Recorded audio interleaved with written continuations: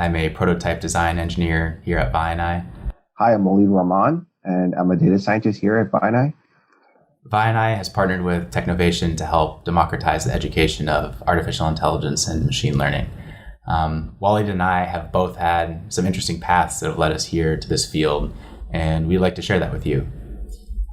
Growing up, I spent quite a bit of time playing with model rockets and had the dreams of becoming an astronaut eventually one day. I went to school for aerospace engineering, but have always had a strong interest in art and design as well. So I also pursued that. After my time in college, I spent some time in the automotive industry, working as an aerothermal engineer, doing airflow analysis on vehicles, and exploring the sort of the heating and cooling of different components within the vehicles. During my time there, I was exposed to design thinking, and that skill set is what allowed me to bridge over to the tech world, where I got my first exposure to machine learning algorithms. Particularly the generative design aspect of machine learning is what really interested me, since it sort of married the two strong interests I've had throughout my time in education. Now, machine learning and artificial intelligence are a very large part of everything I do. I also have a not so linear path to coming here. From a young age, I was actually very interested in medicine, and for the longest time, I wanted to be a doctor. But then in high school, I got really interested in engineering. Ultimately, I ended up merging both medicine and engineering into biomedical engineering, and that's what I pursued as my major in college. But as I went along, I discovered that a lot of what we do in biomedical engineering actually involves machine learning. And that's how I was introduced to machine learning. I did so much of it that I fell in love with it more than anything else. And I decided I want to pursue a career in this. And that's what led me to VIANAI.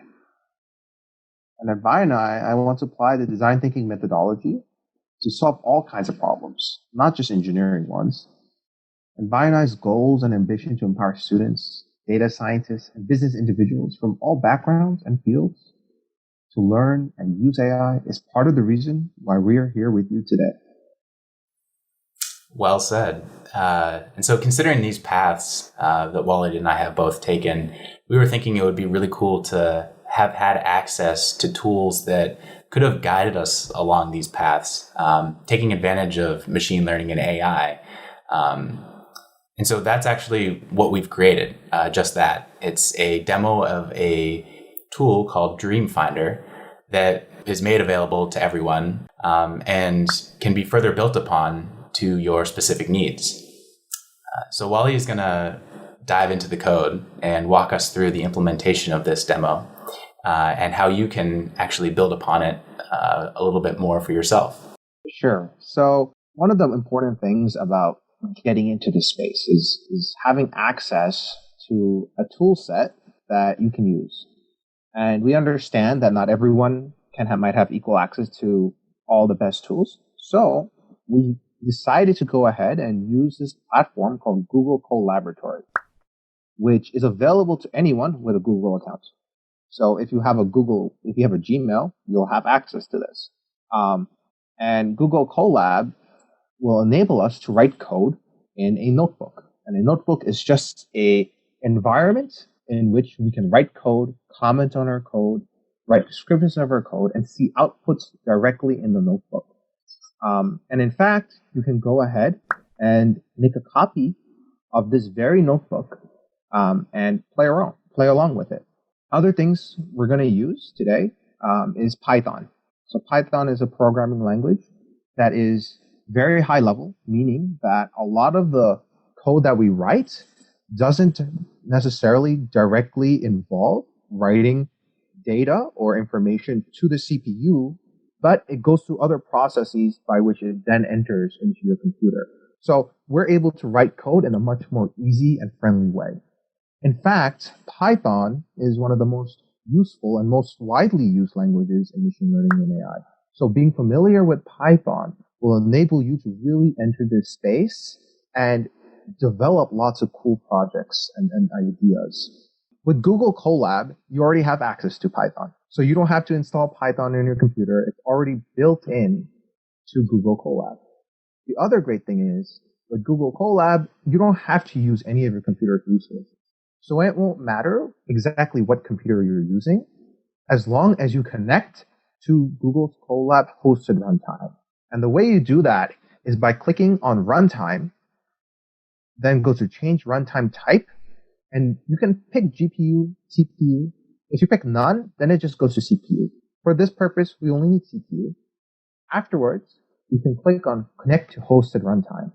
And what this will do is that it will enable us to use Google's own cloud to go ahead and do all these processes. All you need is a browser like Google Chrome, Firefox, or Safari. As I mentioned, we're going to use Python. And the Python version we're going to work with should be 3.6 or higher. If you want to go ahead and write out the code on your own, make sure that you're working with 3.6 or higher, because there might be some things within Python 2.7 or earlier versions of Python that might not be accessible to you otherwise. Google Colab comes pre-installed with Python 3.6, and that is sufficient for everything we're going to do today. If you're not familiar with Python, that's absolutely okay. We've actually provided some resources that you can look into to learn more about Python. So the first one is a video tutorial series by Corey Schaefer, and he has really nice, succinct explanations of how to get started with Python. And it's for beginner level, advanced level, whichever level you're at with coding. Now, if you want to take a more interactive approach to programming or learning how to use Python, check out a visual introduction to Python, where you can actually make visual designs using Python. And if you're looking for more of like documentation and how to do certain things in Python, check out tutorials on learnpython.org. Aside from that, here are some tips to consider whenever you're working with Python code or any coding language in general. At first, if you don't know the language, don't stress over the syntax too much. Rather, focus on what you want to solve. What kinds of things do you want to make? Be as creative as you want, and with the helps and resources of Technovation and help from VIANAI, we can help you get to the point where you want to be while learning how to code your ideas. And always feel free to ask for help whenever you need it. Before we jump into the actual project we're going to do, the dream finder that we're going to make, let's talk about how Google Colab actually works. Right? So you can write any Python code in this thing called a cell here. Right? So if you look on the top left corner where my mouse is, I have this plus code symbol. And what plus code will do is it'll make a new code cell right below where you currently are in the notebook. So as you can see, I'm in a code cell. I can type in whatever I want here, right? If I want to write a comment, I can start off with this hashtag symbol, and I can say this is a comment. Comments are not going to be run by Google Colab. They're just there for you to view. But if I want to say, let's say I want to say do some math, I can do 3 plus 3, or 3 plus 3, and we'll get something like 6. So you can do math here. I've already listed some examples, right? So you can do print hello world, right? This is a very famous sort of programming thing to do, right? Whenever you start off with a new language, you can do print hello world, and they'll print hello world right below that cell. If you want to write text, like for example, all of this is text over here, you can actually press the plus text symbol here. And this will give you the opportunity to write out text. This is a great way for you to write about what you're doing. So let's say you want to make a project just like this, or you want to add to what we're going to do today, and you want to explain it, you can use this method to go ahead and write whatever you want. The other thing is, if you're familiar with a command line, right, or a command prompt in Windows, or a terminal in other sort of systems, such as your Mac, then you can actually use terminal operations here, which we will use in a little bit. All you have to do is start off your code with the exclamation mark. But essentially, it's just a way for you to interact with your computer and the packages and things that you have installed there. Lastly, we're going to talk about APIs. And APIs are application programming interfaces. That sounds complicated, but it's just a fancy term to describe ways in which we can interact with data that is stored on someone else's computer. For example, Google probably has a lot of data out there. In fact, they do have a lot of data. What could that data be? It could be data like books. It could be data about websites. It could be data about videos, right? You can interact with each of these using APIs. We'll also discuss how you can use this to make your own data sets. So now let's start coding, right? Let's make this dream finder. Let's make this tool that will help us find out how we can achieve whatever we want to achieve. When you want to learn something, you usually tend to type something into Google. But what you might run into is that you don't really know exactly what to look at. It would be really useful if we can use machine learning to figure out what someone wants to do or what they want to learn about and use that to get well-curated results of what they should look into if they want to achieve their dream. That's exactly what we're going to do with code. The first part over here is we're going to install packages. And packages are simply pieces of Python code that have already been written for us. Some of the packages are already stored within Google Colab, right? Some of the important machine learning packages, such as TensorFlow or PyTorch, which you don't need to know for this case, are already built in. Some things are not. For example, there's a library called Transformers, which will give us a lot of the natural language processing, which is a form of machine learning for text data or for written data. It provides us with a lot of the models, machine learning models that we can use. So we don't have to build them from scratch. They've already been made for us, and we can interact with them directly by using the package. Next, we're going to install Google. And I don't actually mean installing entirety of Google. It's just a package called Google. And what this will do is it'll let us write Google searches, but in a very particular and specific way. Meaning, you won't just get random results like you would in Google. You will get specific results that would be relevant to you. And lastly, we're going to install this package called Newspaper 3K. This is a great package to extract information from any website. In fact, it can even give us the entire text of a website sometimes. It can even give us the authors of a website. And we'll see how this works with everything else we're going to do very soon. If you run this cell over here, it will install everything. So in order to run the cell, you can just click on the cell, press Shift Enter, or you can just press the little plus sign that was here. While it's running, you will see that circle wheel that we just saw, and when it stops, you'll see the play button. And as you can see, a lot of these things have already been satisfied here, meaning it's already been downloaded. If it hasn't been satisfied, then it will download those packages. Once we've downloaded them, we actually have to import them into our current working memory. So what do we want to import? Right? What does importing even mean? Import simply means to take that piece of code that we downloaded or that is already pre-built into the environment, the Google Colab environment, and just make it accessible to us to use. So for example, from Transformers, which is the natural language processing library, we're going to import this package called Pipeline. And Pipeline is just a class or a piece of code that can let us do multiple different things. For example, it can let us do summarization, meaning you can summarize full text with this. You can summarize, even books with this. You can also do question answering with this, meaning you can answer questions based on some text, which is really cool. Next, we downloaded Google, remember? So that package, in order to use it, is actually called Google Search. So from Google Search, import search. So we're going to actually take the piece of code that's called search, and we're going to go ahead and use it to go ahead and do some queries or find information from Google. Next, we're going to import newspaper, which is the newspaper 3K. That will help us extract information from web pages.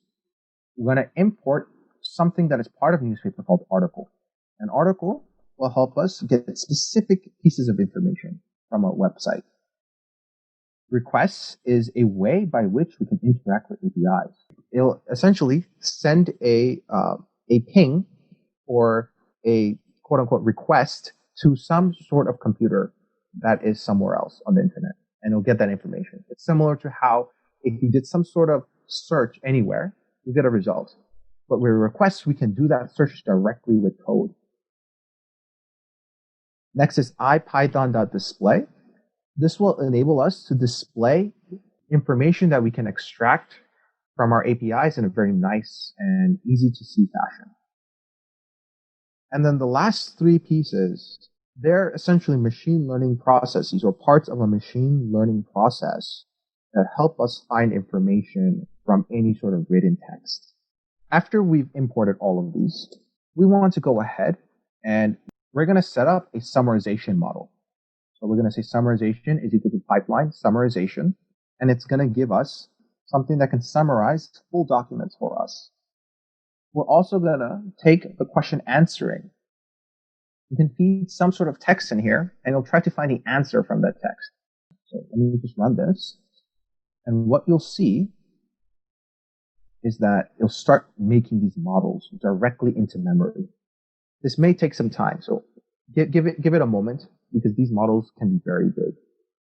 And so, Waleed, these are models that you created, or are these models that are sort of publicly available?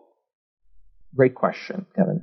Yeah, these models are publicly available. They've already been made, and so anyone can go ahead and download them in the same way we are and use them. Next, what we're going to do is, once that's downloaded, and you can see it's already been downloaded here, right? It's finished. And we can confirm that it's been finished because it stopped doing the spinning wheel. We can write some functions that will make it a little easier to use. So we can make a function called define summarize. And over here, this means that it'll take in a piece of text. Right? So define summarize, this is how you start a function. And in the function, we're going to do something. Right? What are we going to do? We're going to take the summarization variable we made. Right? So over here, we made that, right? Summarization. Within this, we will feed in our text. It'll summarize it for us. But the output, the result we get from that is not actually something that is nice to look at. In fact, it's something called a dictionary. And a dictionary is sort of like a way to store data. We want to just take out the summary from that dictionary. So what we can do is we can say, okay, give me the summary text from that. I only want the text. I don't want anything else, right? To make our lives easier.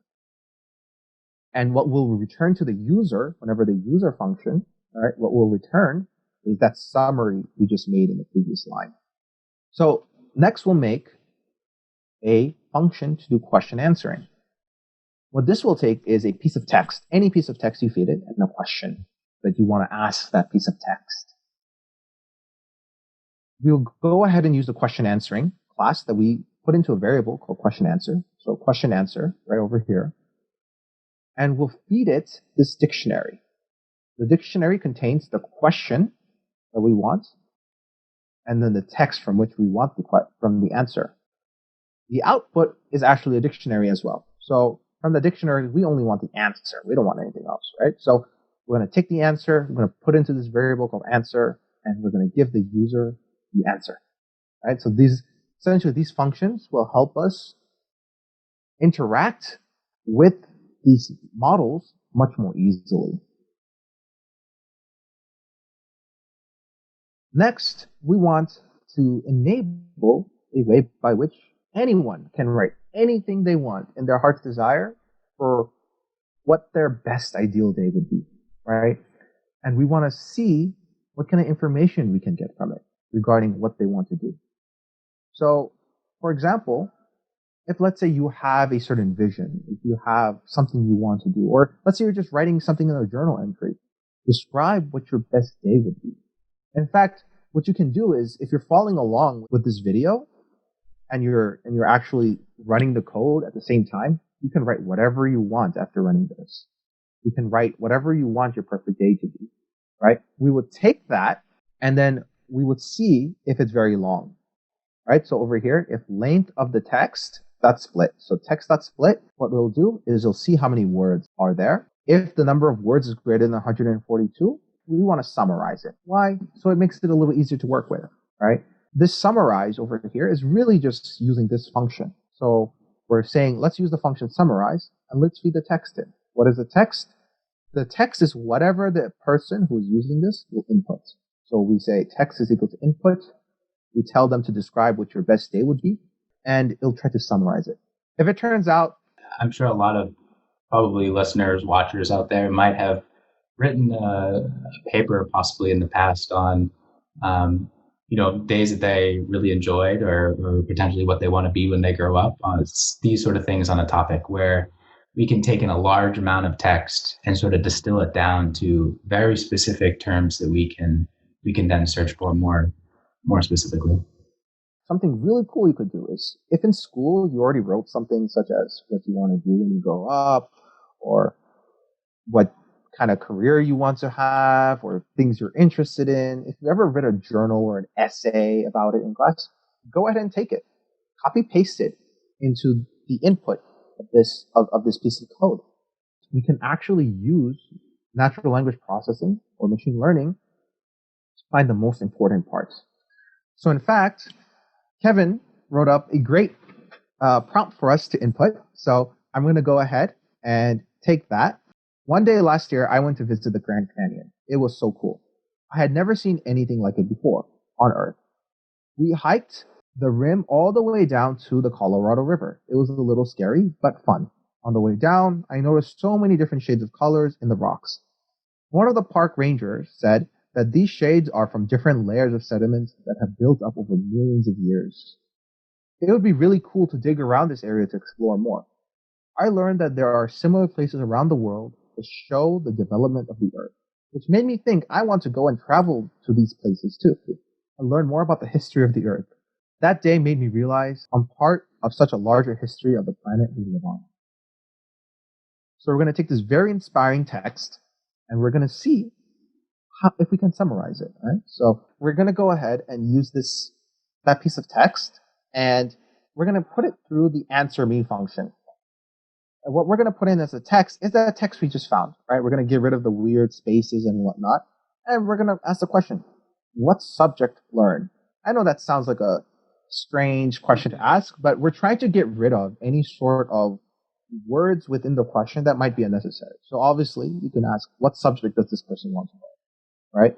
That's fine too, but by saying what subject learn, it's being more specific to exactly what you want to do. So we're going to say what subject learn, and we're going to see what the result is. We're going to put the result in this thing called user data, right? So we're going to print it out. So let's see, let's run it.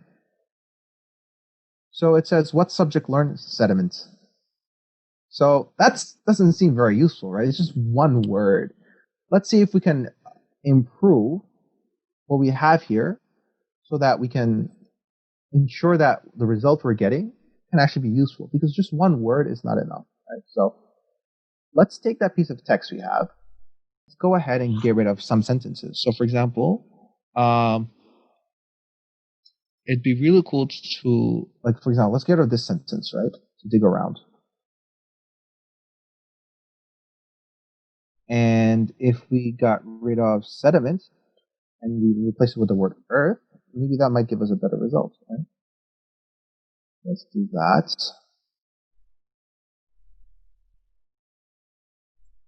And let's enter it again, okay? The modified version. And let's see what we get as a result. So one year last year, I was so cool, I had never seen anything like it on Earth. And it gets rid of that sentence we had at the end. So now, let's ask the same question. What subject learn? History of the Earth. Yeah. So as you can see, these machine learning models, although they can do some really cool things, as we just saw, they do need some sort of help along the way sometimes. Where if it turns out that the result isn't that great, it says that there might be something about our data that needs some improvement. In this case, you would work with the data to see if you can modify it without losing the meaning of the data, and then input it back in to see if we can extract the kind of information we want. So what we can learn from this is that these machine learning models are sensitive to what we put in, right? So whatever we put in will impact the results.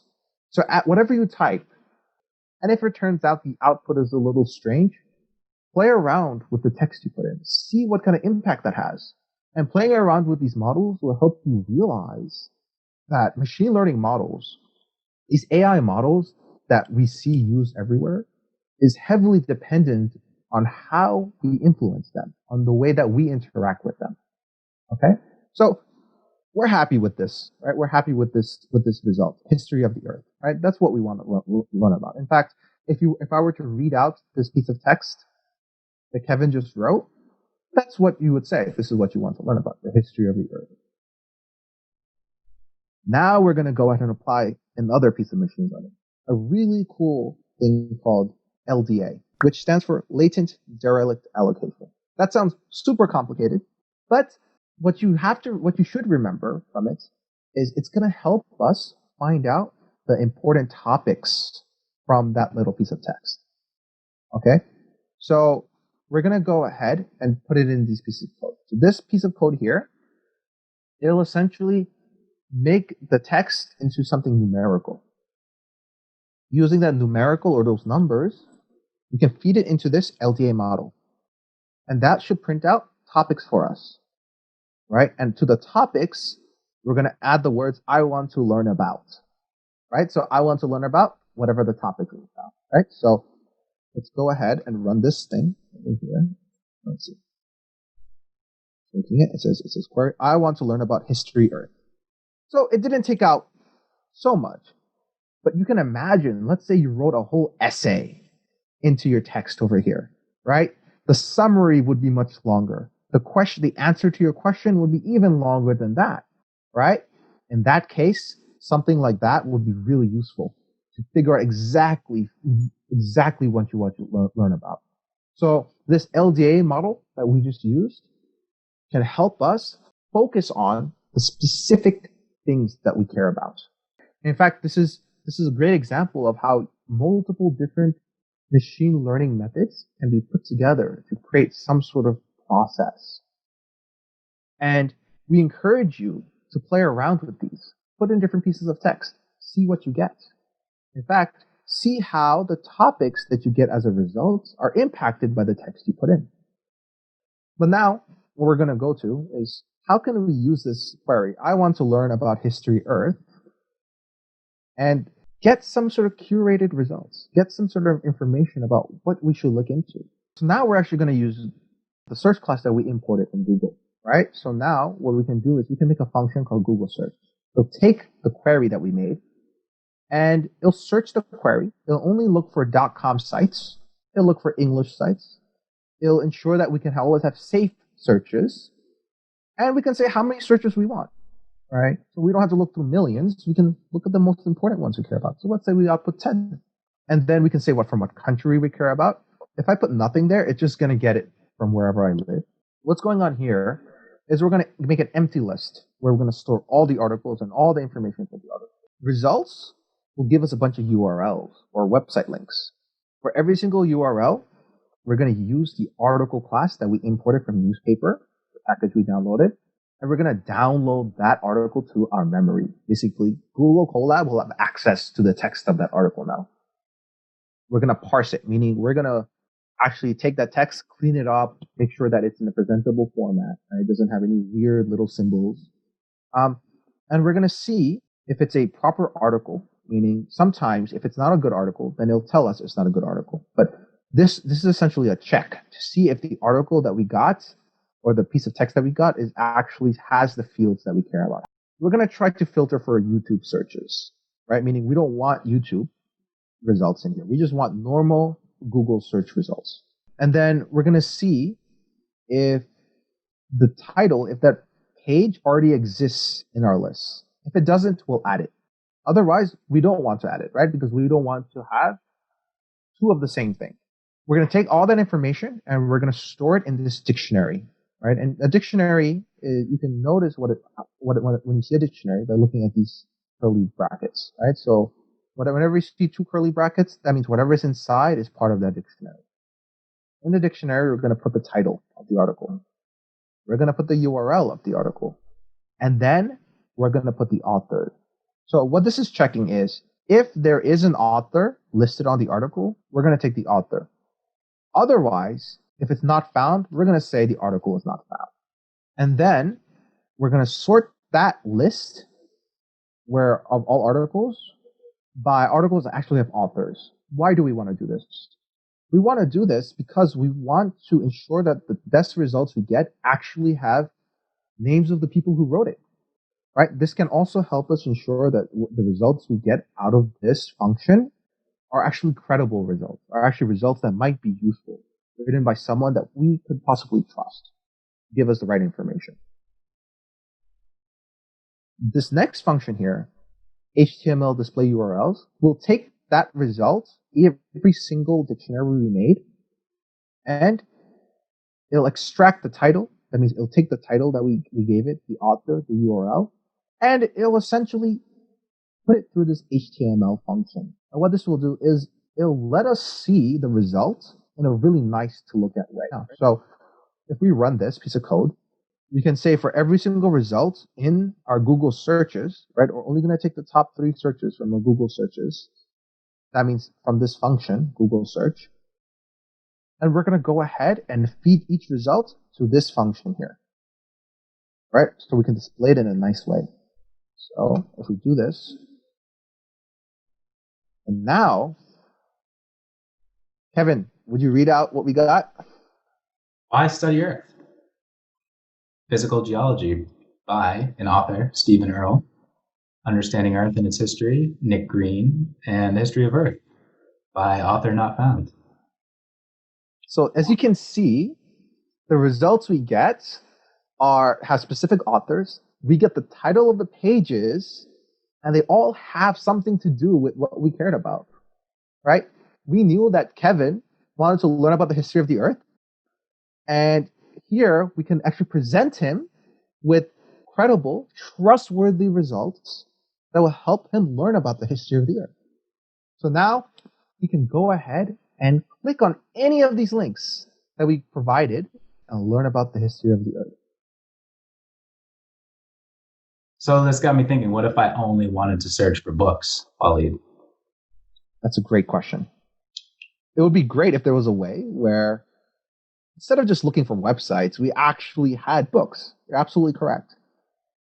Well, in fact, if you remember, we can use APIs to get the only books that we want, right? Instead of just looking for searches. And this is not something that you can easily do with something like Google. You'd actually have to go out there and like look for every book. But what if we can go ahead and code a way by which we can get specific books that we care about based on the piece of text that we wrote in?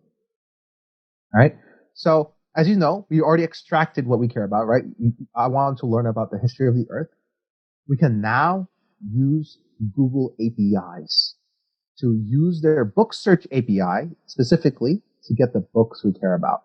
So how do you go about using an API, right? How do you use an application programming interface? At this point, we're going to start talking about how to even access an API, right? Since you already should have access to a Google account in order to use this notebook, you will already have access to the opportunity to use these APIs. How do you do that?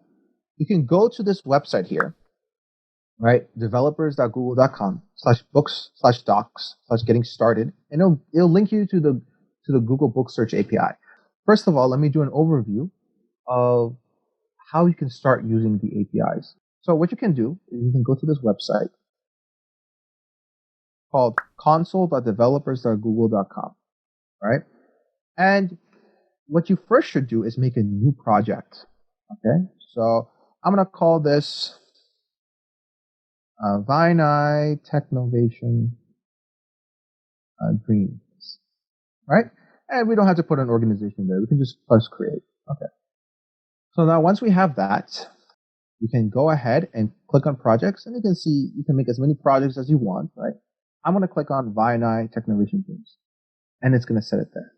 So once we've clicked on VIANAI Technovation Dreams, click on plus enable APIs and services. So now what you would do is you can type up books, and Google has an API for books. right? You click on Books API. Right? All you would do next is click Enable, and then you can click on Credentials, and then you can click on Create Credentials, API key, and now you have your API key here, right? So you can copy this API key, and that's it. That's all you need to go ahead and get started with this. Now, I already have an API key right over here.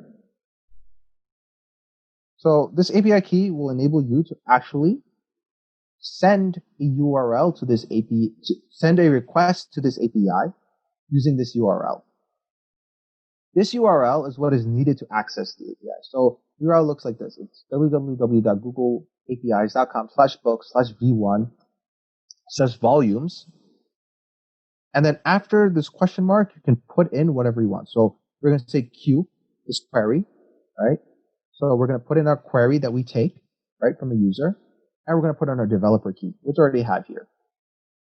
Right? So this is the API key that you care about, right? So I call it developer key. You can call it API key, which it doesn't matter exactly what you call it as long as your function can use it.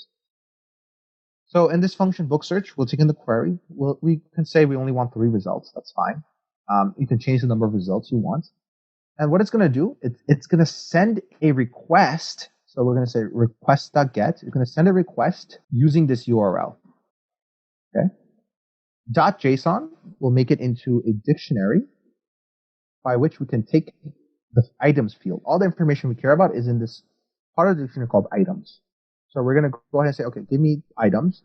And we only want the number of results we care about. So only give me the first 3 results of items. And that's all it is. And we're going to store those results in results, right? In the variable of results. Next, we're going to make an empty list called books list. Okay, and we're going to store all our books here. For every single book in results, right, we're going to take the title. The title is part of a dictionary too. So this is how we get the title from the dictionary. Then we check if the author is available. If so, we'll take the author's name. Otherwise, we'll say the author was not found. Then we'll see if there's a link to the book. We'll take the link to the book that Google Books already has access to.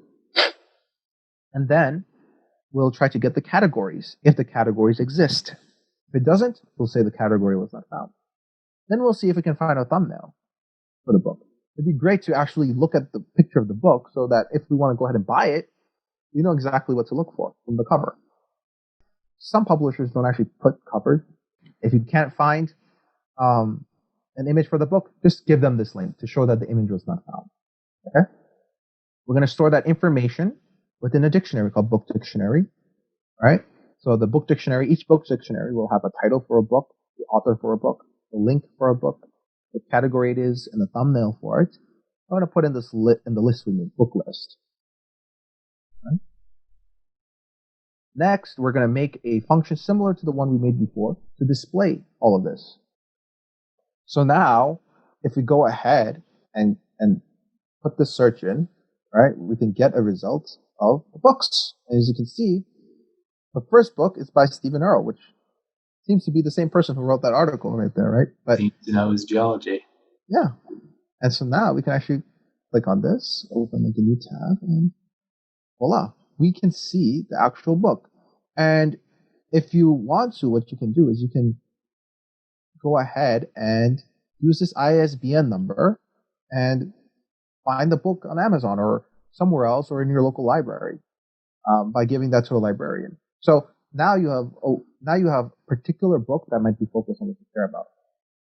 And lastly, this book is also pretty good, The Earth and Its People. Right? So this is a history book, and it might not be about geology, but because the term we care about is the history of the Earth, it's taking history on Earth and it's giving a historical book about the Earth and the people that lived on it. So as you can see, interact with these APIs can give us all kinds of data, right? Not only about different kinds of data, such as links versus books, but within the books themselves, we can get different kinds of books. And you can imagine that if you were to provide this to someone and say, hey, let's take your dreams and let's see what books matter to you, you can give them a wide variety of selection. So now that we were able to get books, can we do even more? Can we codify a way to get videos? Oftentimes what we do is look for YouTube videos, right? So sometimes, you want to learn about something. All right, let me go to YouTube, right? And let me look at something cool, because it's much more fun to watch something than always just to read something. We can make this interactive. You can codify a way by which you can help anyone access YouTube through code. So if they write about their dreams and goals and aspirations, you did all the natural language processing to get the most important parts from it. Now you can give them YouTube results from it, video results. How do we do that? We can use this function called video search. It'll take in the query. We can specify you only want videos available in the US. If you want to write a different country, you can. That's completely okay, right? So if you want to get the exact region, you should have to look up the ISO 3166 code, right? So if you just search for the ISO 3166 code for your country, then you can just put that region in here, the language you care about, right? And so that language is based on this ISO 6391 code. You can just type on Google, what is the ISO 6391 code for this language? The ordering is going to be by relevance, meaning we're only going to take relevant results. We're going to put safety to strict, so we know we can get appropriate results. And for now, we're only going to take 3 results at a time, right? So we're going to use the same method that we used before. We're going to use the YouTube API. So how do you do that? You have to actually set up access to the YouTube API. We're going to do that in a similar way that we did before. So we're going to actually go ahead and look for the YouTube API. We're going to make our credentials for that. So now what we'll do, and we're going to click on VIANAI Technovation Dreams. We're going to enable APIs and services, just like before, and we're going to look for YouTube. All right, so you have different versions. Look for the latest one. Enable this API. So it's going to enable the API for us. And now what we have to do is make credentials for it. So we're going to go here. We already have an API key. You can use the same API key as before, but for the sake of consistency, we can create another set of credentials. We create another API key. We can copy it, and we can use it. So now, that same API key that you just copied right now, you can put it into developer key or API key over here. Right? You can just copy paste your own. And then you would take this URL. This URL is how you access the YouTube APIs. And now we take all the stuff that the user puts in. So region code is region. Relevance language, it's going to be the language that we care about. Order is going to be how we want. We want relevant stuff, right? Number of results we want. And whether or not we want safe search. And then at the end is going to be the developer key. Over here in Q is going to be the query we put in, right? So now what we'll do is we'll send a request using that URL. So it's going to ask the YouTube API, give me these results, right? And we're going to take it as a dictionary. We're going to put it into search. We're going to make an empty list called search results list. And for every single video in that list, we're going to get the video channel, the video date, that means the date it was made, where it was published, the video title, the video description, the thumbnail for the video, the ID for the video. The ID will help us make this URL for the video. Right, so now we can link to the video itself without having to go to YouTube. We can just do it here. And we can provide the user who might use this with a direct link. It makes it much easier for them. All that information we can store in a dictionary. Right, by this point, you should see that the process by which we're using these APIs is oftentimes very similar. Right, we're taking information and we're restoring it for us to use. Over here, this function, it takes all that information in each dictionary and outputs it in a nice and easy to look at way. So now let's run this. And let's go ahead and search that. So as you can see, the query, I put query plus 4 kids. So essentially, the reason why I put 4 kids is to ensure that the videos we get will be for a certain age group. Right? So if you want it for, let's say, for teens, you can put for teens. Right? If you want it for adults, you can put for adults. But here we put it for kids. And these are the most relevant search results that might actually be useful for someone who's young and wanting to learn about the history of the Earth. You can see the videos are really relevant to what we cared about. Dinosaur for kids, right? Dinosaur history. So it's learning about animals that existed in the history of the Earth. So these results, they're very sensitive to the data we put in. What we're able to show is that we can take a journal entry, an essay, anything about someone's dreams, take information about exactly what they care about based on what they write, no matter how long it is, and use it to give them very specific, curated results, right? The machine learning helped us extract information from what the user put in, right? It helped us figure out exactly what they care about, no matter how long of a text they put in. And these APIs enabled us to get access to the most relevant pieces of information to what the user cares about, to whatever was inputted as text. That was awesome, Walid. Thank you for walking through all of that. From here, I mean, we can really take it in a lot of different directions. I think I would just like to point out, though, that this coming at this cold, just seeing this workbook for the first time can be pretty overwhelming. And I know I had mentioned early at our introduction that my background is engineering, but I have no formal training in coding. Walid is not a natural learning or natural language processing expert, although he's definitely becoming close to one now. We simply had an idea that we wanted to execute on, and we had an interest to explore how to get it done. And I think that's kind of the more important part here, is that we didn't need to be an expert in any one of these specific pieces to make this happen. And so really the intent of this is to sort of act as a framework for people to break apart and to add to and to mess up. Like, we would prefer you to get your hands dirty with this than just use it as it is out of the box. And so with that in mind, yeah, the first thing is APIs. When Walid had added one of these, the Books API in, you might have noticed that there were plenty of other APIs that Google alone was providing. There's plenty of other services out there that have publicly available APIs. There are subscription APIs that you might have to apply for. Some even cost money, but there's a range of data that's available through these that are out there, and you can build upon what we have here with incorporating more of this data into the workflow. Yeah, and some other things is just what else can Dreamfinder do? We could apply this to plenty of different things. The summarization aspect in itself could be useful when trying to sort of condense something that you've written previously for another assignment. The main takeaway from this is to continue experimenting, to continue building upon this here. Don't be afraid to be as creative as you want.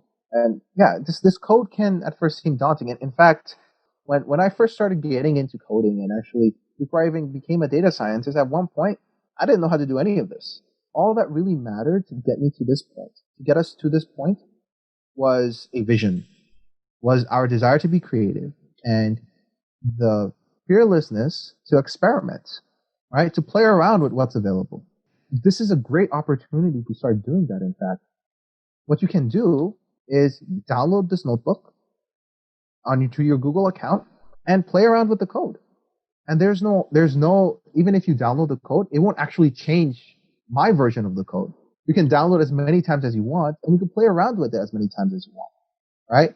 You can play around with the same APIs. You can play around with more APIs, right? Google, for example, Google has access to Google Maps. Imagine you can get information about places to go based on what things you care about, right? You can use Google Maps API for that. And this is really a great sort of sandbox through which you can play around with code and get more acquainted with machine learning. And we encourage you to reach out to Technovation to play around with this, and reach out to us so that we can help you achieve those visions that you have in a manner that uses machine learning, that uses coding, and it helps you accomplish in making and actualizing those very visions that you might have, those creative ideas that you want to fearlessly pursue. Awesome. Well said, Waleed. Thank you guys for joining us. We look forward to seeing what you build. Thanks, guys. Bye. Bye.